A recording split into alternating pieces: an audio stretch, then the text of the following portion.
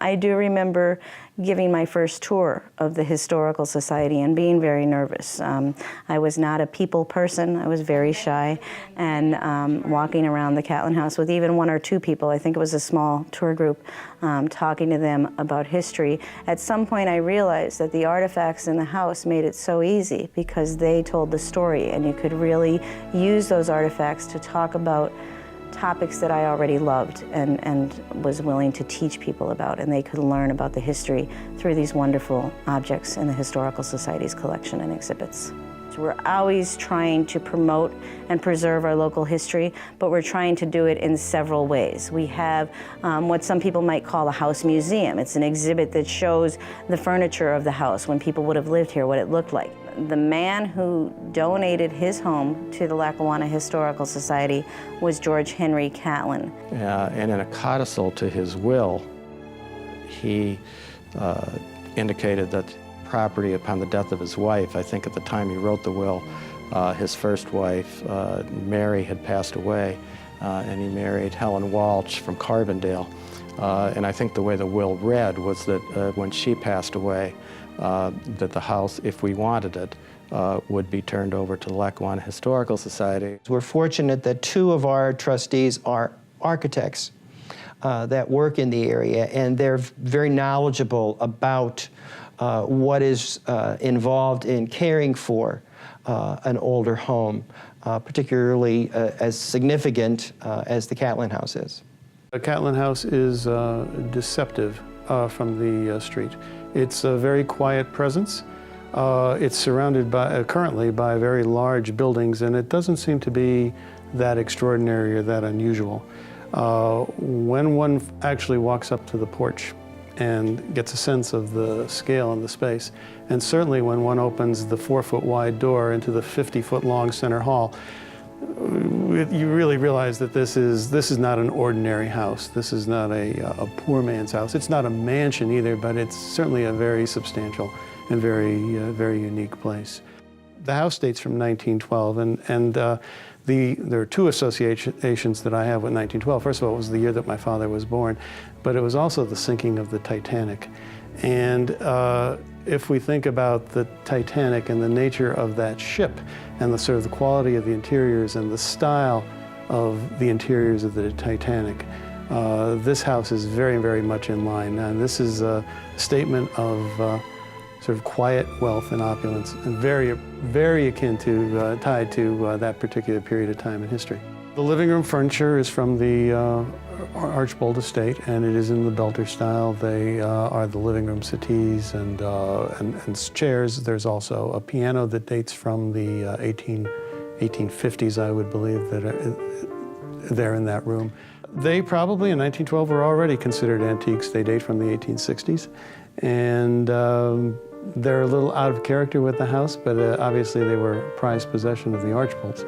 I think it's in the interior that you really see the spectacular mahogany woodwork, the beamed ceiling, the parquet floors, the ampleness of the rooms, the ornamental plaster, the ceilings, all the ornament. And even though it's quiet and it's very simple, you know, it's really beautifully crafted. It's an exquisite building. The architecture itself is very interesting to me. The Tiffany glass in the windows is always beautiful. But also the woodworking, you know, the wainscoting, the inlaid wood on the floors, and it's just a beautiful house. It is in a Tudor revival style, but it is the type of Tudor house that is classically inspired. The floor plan is a classical plan, center hall, symmetrical. The Tudor is really an applique or a decoration, because sometimes we associate the Tudor style with a more picturesque or more rambling kind of floor plan. It's a classical plan. It has a cross-axis, the stair, and the beautiful landing with the stained glass windows. That's a cross-axis to the dining room. The dining room is actually from the Catlin family and is a later piece. We use it, we probably shouldn't, but we use it as our conference table. Other than that, a lot of the furnishings, we aren't really sure how the house was furnished. We don't have a lot of records of that. Our goal is to keep the first floor and those public rooms intact. Pretty much, if you were to look at a photograph of the building back in the 1920s or the 1930s, with the exception of an awning or two that might, no longer be there, or some changes in landscaping or fences around the property, it's the same building, relatively unchanged. The second floor is architecturally intact, but we use it as exhibit space. And so we have display cases and the like in those spaces. Our goal would always be, I think, to keep the second floor as exhibit space. What we would like is a more modern, unified approach to its display and good lighting and more up-to-date cases. We have a great Civil War collection. We have some beautiful antique clothes. We have one closet filled with, I call it the dead white men closet, because it's just filled with photographs of all the founding fathers of this town. And at some point in time, in one of my little projects, I would love to see a great exhibit of Dr. Troop and all the the Sandersons and the Scrantons and every name. All the streets are named after these men, and we have photographs of those men. And it would be very nice to tell the story.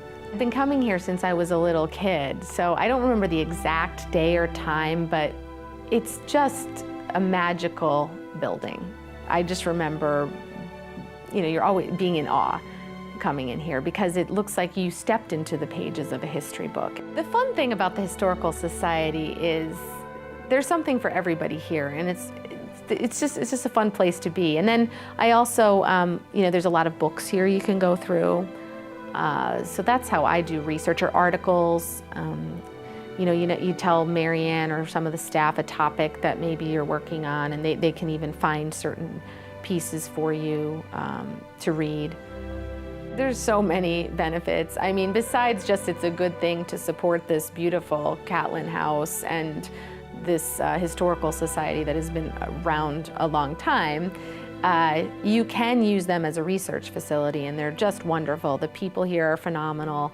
If you have a question, you can come in. It's kind of always makes me feel like the old TV show Cheers, where everybody knows your name. If you have any kind of crazy history question, if you are working on an independent project and you need a photograph, they're always willing to help. Yeah, as a kid, just the going up the stairs, and they have that lovely exhibit of the dresses, and it was the first time I had ever seen Victorian hair art, hair jewelry, which has stayed with me my whole life. These wreaths that they used to make out of human hair, and it seems almost repulsive, but also very interesting to me because they've made this art and jewelry out of hair, and it's so strange, but it's something that they used to do back in that time, and it's really interesting to see what they did with that and how valued it was.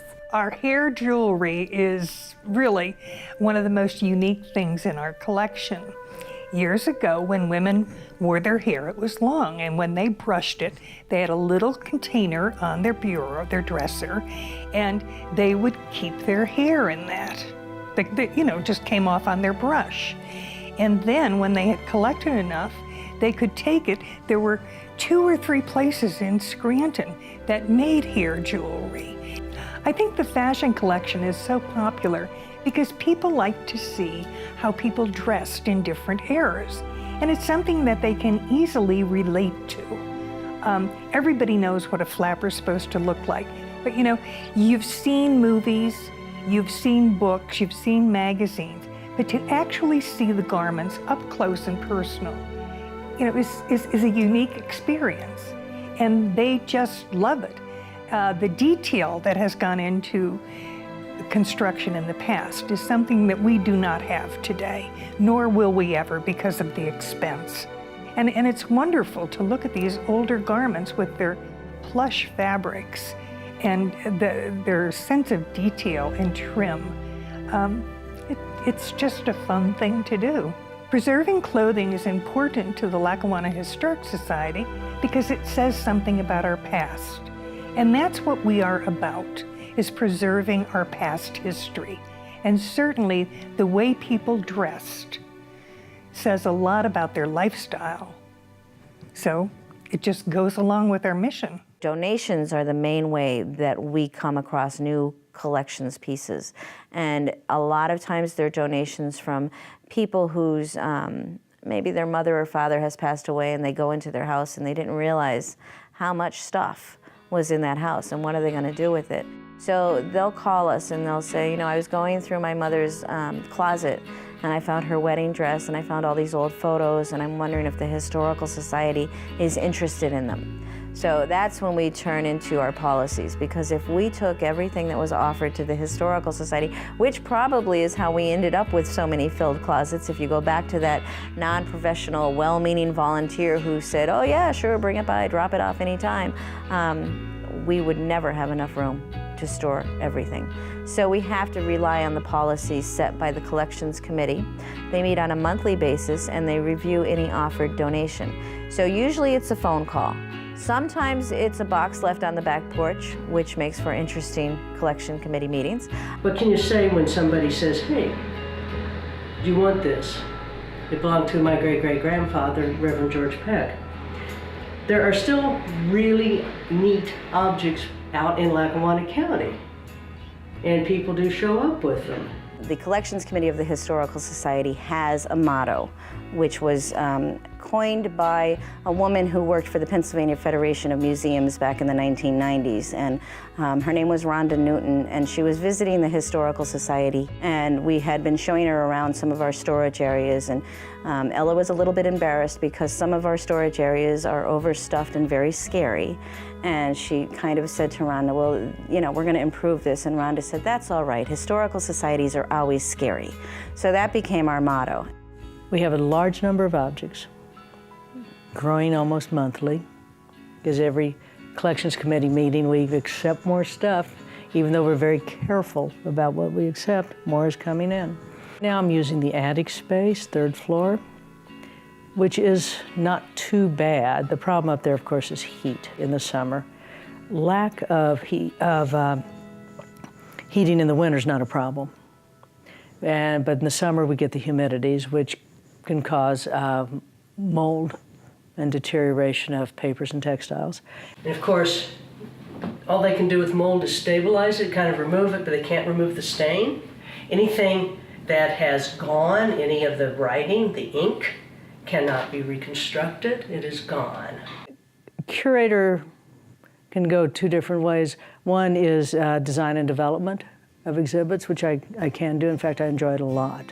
And the other way is collections management, taking in, accounting for, documenting the archives and the objects that fulfill the mission statement of the organization. So I do a little bit of both. When we decide that we're going to accept a donation, then we do paperwork, who gave it, the history of the item, what family perhaps it came from, or what business, how it was used, what is the connection to the area.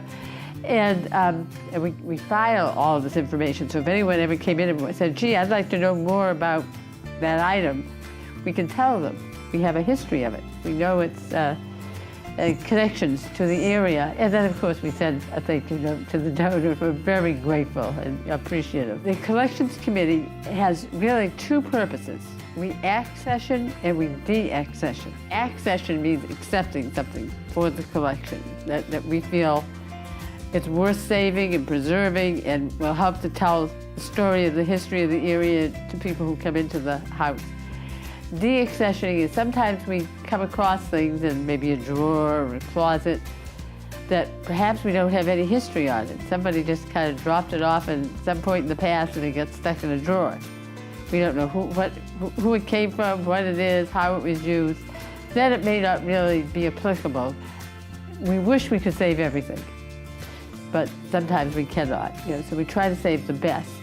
And if we can't accept something, if it's we cannot accession it, we will return it to the donor and say, perhaps, and sometimes it might be more proper for, say, the Anthracite Museum to have it, if it's a coal mining tool, for instance, or, so if it's something we're not able to take, we do try to steer it to a place where it would be more practical. You have to realize we are not the Met. We don't have unlimited space. So I'm of the opinion that it's better to contain the collection and make it a special collection than just spreading all over. There's so many interesting things here, especially for a child, to see that. But then even now, every time I step in, it's like you just feel a little calmer. more at peace. It's just an amazing building. I was always impressed by the woodwork and the scale and the quality of the house. I was always interested in buildings, which of course obviously had to do with my eventual choice of a career. But I do remember being thinking, wow, this was a really beautiful house, and look at the wood here, and look at the staircase, and look at how big everything is. And so it was a very impressive place as a child. This is an Edwardian house, not a Victorian house. And the Edwardians consider themselves modern, and they were less likely to mix and match. It was a different type of era. It didn't have the same kind of exuberance and the same sort of eclecticism of the Victorian era.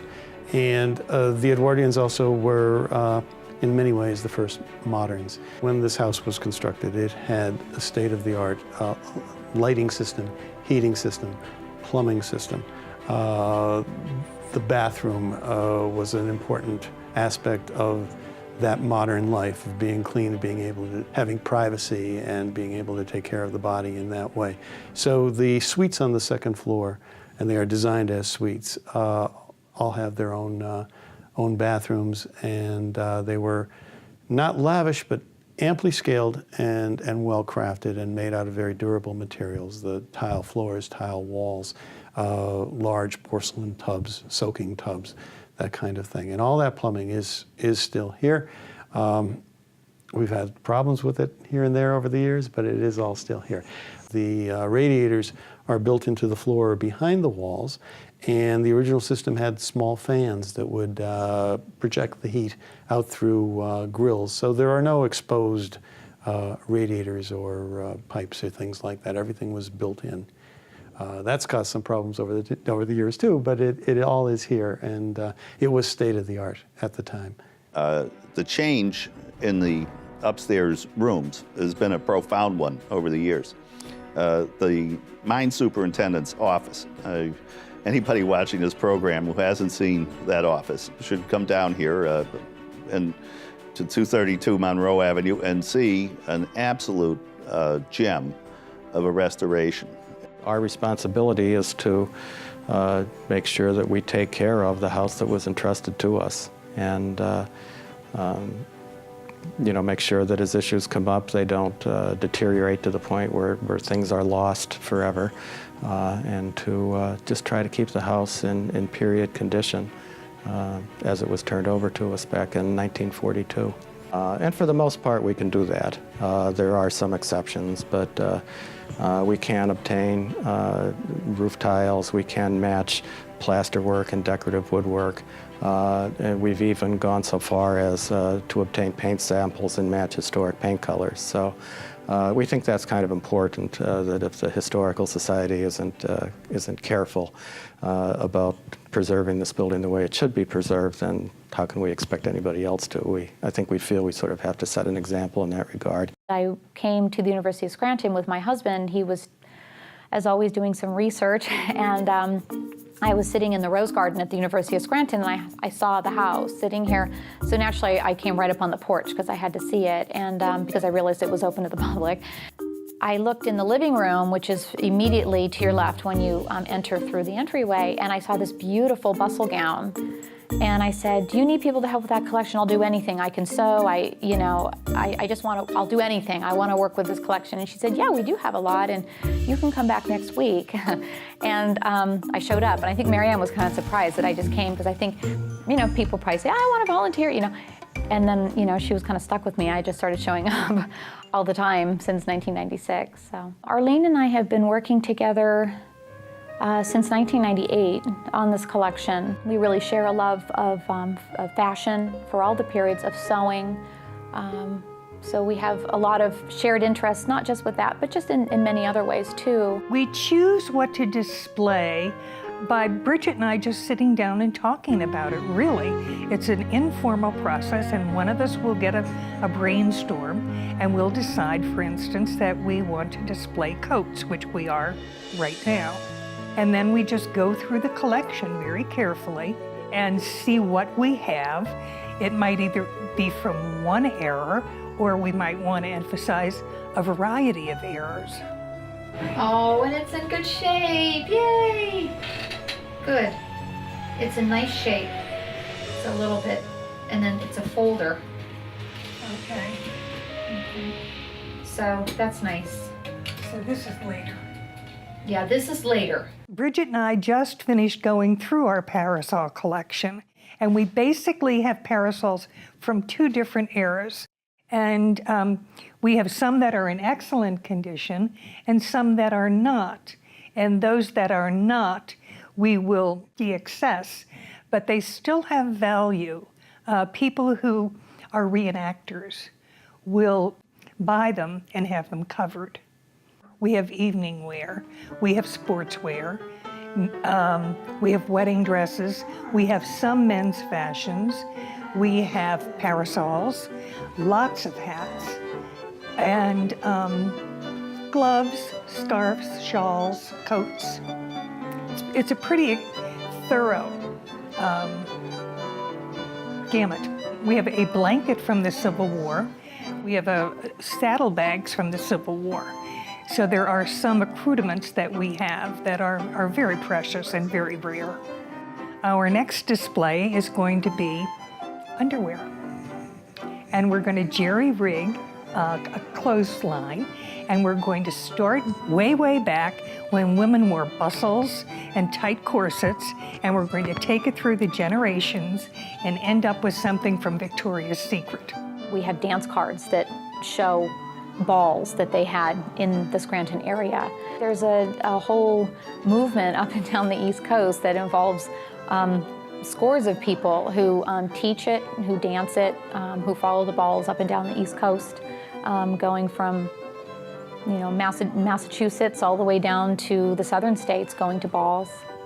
And I'm on the collections committee too, so I'm always learning new things when we're bringing possible acquisitions into the house.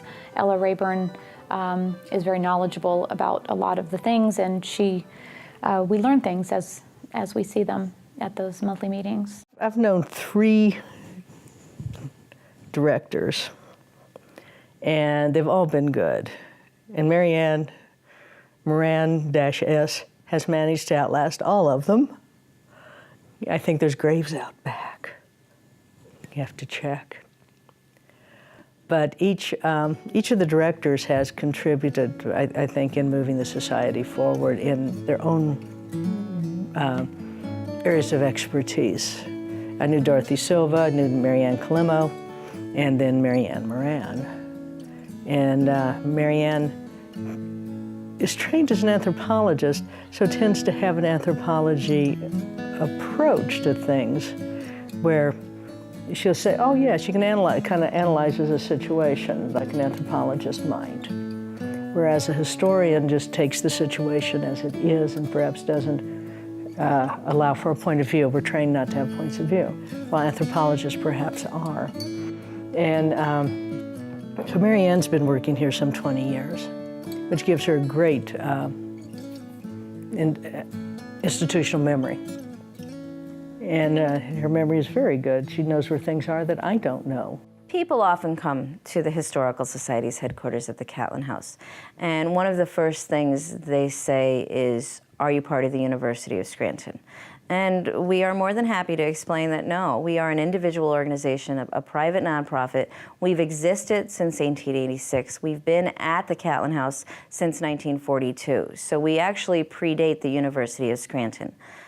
The University of Scranton is a wonderful neighbor, and we're very fortunate to be surrounded by them and their campus. We do work in cooperation with some of the teachers in their history department, as well as their art department. We've done a lot of projects with Darlene Miller-Lanning. So it's a great partnership. It's a little confusing for the public, though. When I first came to the University of Scranton, to see this just like detached house next to St. Thomas Hall, it didn't really seem like part of the school, but you know, you're not sure. Like the university has lots of buildings that have just been repurposed for, you know, the Office of Residence Life or wherever else, so I wasn't sure. But they're actually their own entity on campus. We can continue to tell that story of the founding of Scranton and the importance of the industrialists and how they lived, and then also relate how the city of Scranton has developed and how our industry has changed to service industries, and that educational service is a major industry in Scranton and Lackawanna County right now. So we can relate the trends of how a city develops and what changes, and offer a glimpse back at how a city started. I mean, I think the two powerhouses have been Mary Ann Moran Sabacanis and Alan Sweeney. I mean, the two of them just were a perfect match for each other, and I felt that they just took the society in the most wonderful direction. When I left as president of the Lackawanna Historical Society, I left in very, very good hands, the organization, in the person of Alan Sweeney. Alan was really, really dedicated and interested. And Alan was president at a time when we really needed this, because the Historical Society always has had concerns about being able to operate from a financial point of view, and giving us this leadership that we needed, and encouragement to the other officers and board members and the membership in financially supporting the work of the Lackawanna Historical Society, and in addressing the maintenance of this house. And where I think some of us, I know I certainly, were perhaps a bit timid and downright afraid about taking on major fundraising and trying to get the needed monies to do what had to be done. Alan wasn't at all bashful about that, and that was good and has been good for the society. As an architect, the top priority is to keep things safe and dry. And we underwent a significant project a few years back to rebuild the roof. And our general sense is that if we can keep everything under a good solid roof and keep water out, that this house was built to last 1,000 years.